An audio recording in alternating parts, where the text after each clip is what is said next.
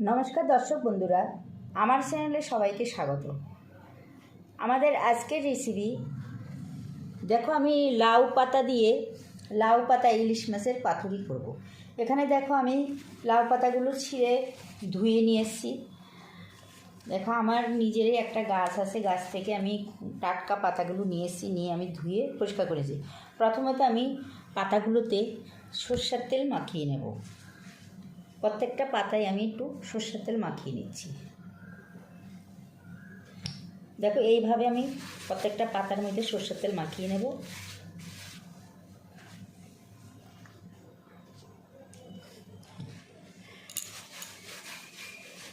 দেখো আমি একটা একটা করে পাতাগুলো সব সরষের তেল মাখিয়ে নিছি। দেখো এখানে নিয়ে এসেছি আমি 500 মাছ। এর মধ্যে আমি 1 চামচের মতো লবণ দিয়ে দিয়েছি, ক্যামেরা অফ অবস্থায় আমি দিয়েছিলাম। এবার আমি এখানে দেখো ইলিশ মাছে যেহেতু লবণটা বেশি লাগে, এই কারণে আমি 1 চামচের মতো দিয়েছিলাম। আর এখানে আমি দিয়ে দেবো 1 চামচ থেকে কম হলুদের গুঁড়ো। আর এখানে দেখো নারকেল আর 4টে কাঁচা লঙ্কা আমি বেটে নিয়ে এসেছি, এখানে দিয়ে দিলাম আমি নারকেলটা বাটা। আর এখানে দেখো 1 চামচের মতো আমি দিয়ে দেব সাদা সর্ষে বাটা। 1 চামচ মানে একদম ভর্তি করে আমি দিলাম সাদা সর্ষে বাটা। তোমরা দিলে এখানে পোস্ত বাটাও দিতে পারো, কারণ আমি যেহেতু নারকেলটা দিই সে কারণে আমি এখানে পোস্তটা দিলাম না।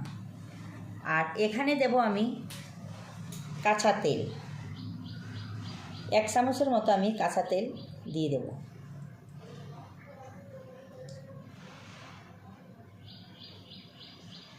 দেখো আমি আমতা জেলপে 1 চামচের মতো কাঁচা তেল দিয়ে দিয়েছি। এবার এটাকে ভালো করে মাখিয়ে নিচ্ছি। দেখো এটাকে আমি ভালো করে মাখিয়ে নিচ্ছি।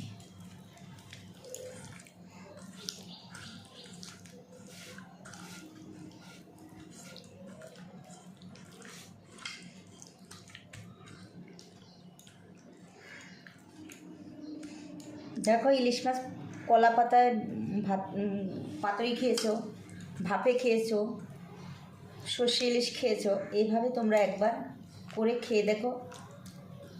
আর এখানে দেখো আমি বলে দিচ্ছি, এখানে দিলে তোমরা কিন্তু একটু টক দই দিতে পারবে, কিন্তু আমি দেবো না, যেহেতু টক দইটা আমরা অতটা খাই না।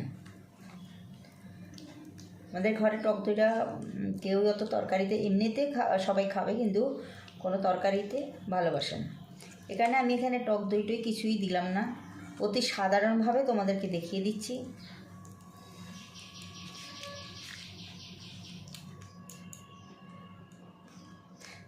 দেখো আমার পুরো মাখা হয়ে গেছে মাছটা, এখনই এত সুন্দর লাগছে দেখতে। এইবার দেখো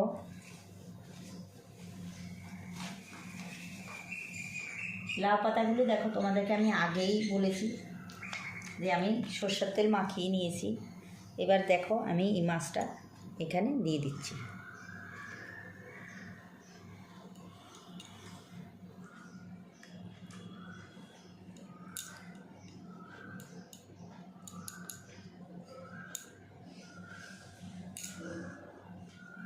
তোমরা যদি কেউ বেশি লঙ্কা খেতে চাও, এরকম একটা কাঁচা লঙ্কা দিয়ে দেবে অবশ্যই।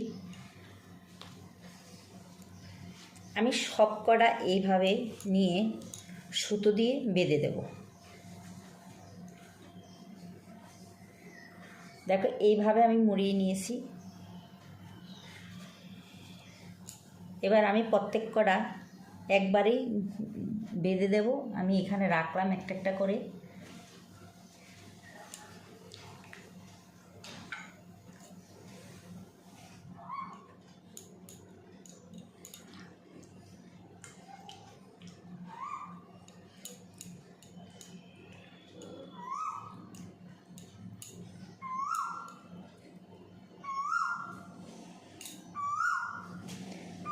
দেখো ভিডিও করার সময় কোকিল এত ডাকে, মানে আর কিছু করা যায় না। রাত্রেও আমাদের এখানে যেন রাত্রেও ডাকে।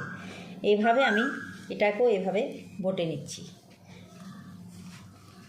দেখো প্রত্যেক কটা আমি একসাথেই বাঁধবো।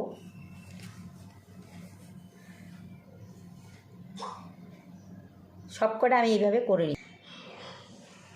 দেখো এইভাবে আমি সাদা সুতো নিয়ে এসেছি, এইভাবে জাস্ট তোমরা পেজ দিয়ে শুধু একটু গিট দিয়ে নেবে, বাস, আর কিছু করতে হবে না।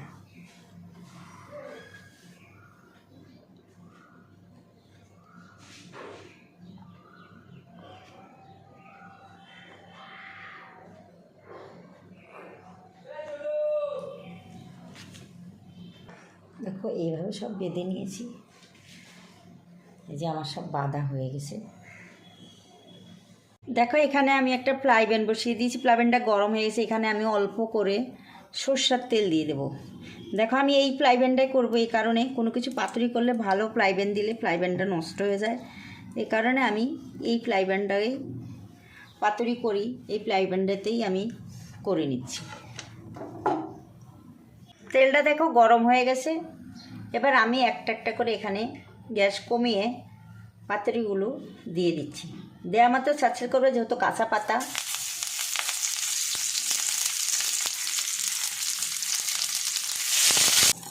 দেখুন আমি এইভাবে ঢাকা দিয়ে রাখছি, যেহেতু নরম পাতা, যতই বাঁধি পাতাগুলো একটু বাদ থেকে ছেড়ে যাচ্ছে। এবার আমি এইভাবে একদম গ্যাস আঁচ কমিয়ে 3 থেকে 4 মিনিট এইভাবে ঢাকা।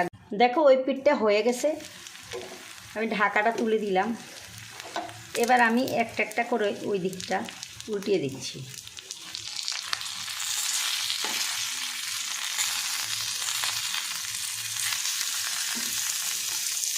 দেখো ওই দিকটা একদম পুরো হয়ে গেছে।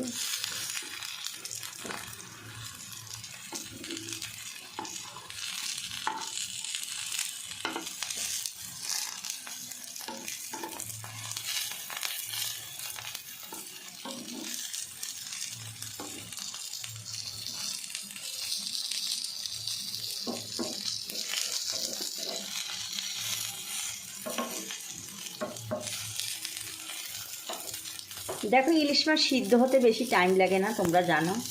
আর ইলিশ মাছে তেমন কোনো মশলা উপকরণ কিছুই লাগে না, নুন, কালো জিরা, কাঁচা লঙ্কা হইলে ইলিশ মাছ খাওয়া যায়। এবার আমি এই দিকটা আবার ঢাকা দিয়ে রাখলাম। আমার চ্যানেলে যদি নতুন কোনো বন্ধু হয়ে থাকে অবশ্যই আমার চ্যানেলটাকে সাবস্ক্রাইব করে পাশে থাকা বেল আইকনটা টিক করে রাখবে নতুন নতুন ভিডিও পাওয়ার জন্য। দেখুন আমার পাতুরিটা একদম পুরোপুরি হয়ে গেছে, আপনারা নিজেরাও দেখতে পাচ্ছেন পাতুরিটা পুরো হয়ে গেছে। যদি এই পাতুরিটা আপনাদের ভালো লাগে অবশ্যই লাইক, শেয়ার, কমেন্ট করবেন। আর আমার সাথে এতক্ষণ থেকে ভিডিওটা দেখার জন্য অসংখ্য অসংখ্য ধন্যবাদ। আগামী দিনগুলোও তোমরা আমার সাথে এইভাবেই থেকো। এখানে আমি ভিডিওটা শেষ করছি। Thank you.